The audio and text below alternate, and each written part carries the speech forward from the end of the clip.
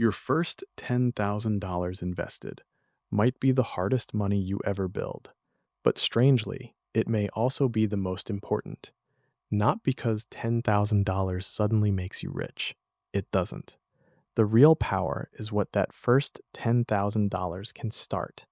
Before that milestone, you're constantly pushing money into your investments.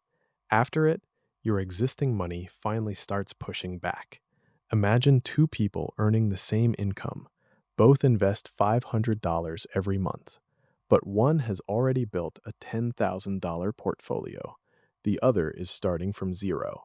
At first, the difference doesn't look dramatic, but once investments begin growing, the person with $10,000 has something the other person doesn't: an existing capital base. Their money can potentially generate returns, while their monthly contributions continue building the portfolio.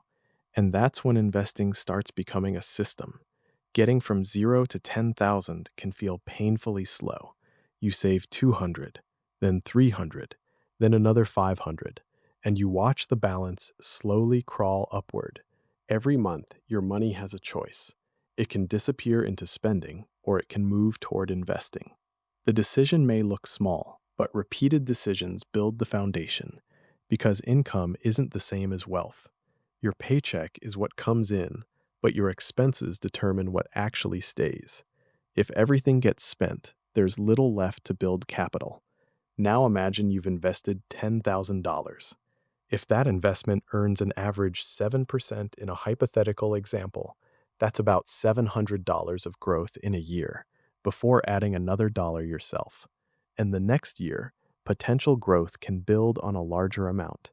Then the year after that, potentially on an even larger amount. That's the basic idea behind compounding. But here's what beginners often misunderstand. Compounding doesn't feel powerful at the beginning. The early growth can look almost invisible. The real difference comes from giving that process time. When your investment account contains $300, it can feel like nothing. But when it reaches $10,000, something changes. The money suddenly feels real.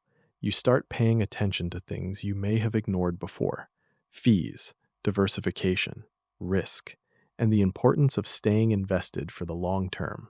And slowly, your identity can change. You're no longer just someone trying to save money. You start thinking, I'm an investor. Think of wealth like pushing a heavy snowball. The first few pushes are exhausting. You're doing almost all the work yourself. But as the investment base becomes larger, each new layer can build on what already exists. Your contributions create the base, while potential growth can increasingly add to it. For example, if someone starts with $10,000 and continues investing $500 every month, their future portfolio isn't built only from those monthly contributions. Investment growth can become another part of the equation. But reaching $10,000 doesn't mean you've made it. It's a milestone, not a finish line. The next challenge is protecting the foundation you've built. That means avoiding unnecessary risks, resisting emotional decisions, and not destroying your investment foundation just because markets become uncertain or something suddenly looks exciting. Instead of constantly jumping between strategies, the goal is to stay focused on the long term. A boring, consistent strategy can be more useful than constantly chasing what's popular. And this creates an important shift. At first, your paycheck may be doing almost all the work, but after you've built capital, your existing investments can potentially participate in future growth too. That doesn't mean ignoring the basics. Build an appropriate emergency fund, invest consistently, and use diversified investments that fit your goals, time horizon, and risk tolerance. And then comes the part many people underestimate: time. You don't need to predict every market move. You need a process you can actually stick with for years. Because the first 10,000 isn't powerful just because it's $10,000. It's powerful because it represents a habit, a growing investment base, and the beginning of a compounding process. Your income can create capital. Then that capital can potentially create growth. Over time, your paycheck doesn't have to be the only source contributing to your financial progress. The goal is to build a system that works every month. Invest consistently, automate contributions when possible, and let the process continue without constantly trying to predict the perfect moment. And when you combine contributions with time and potential investment growth, the picture can look very different years later.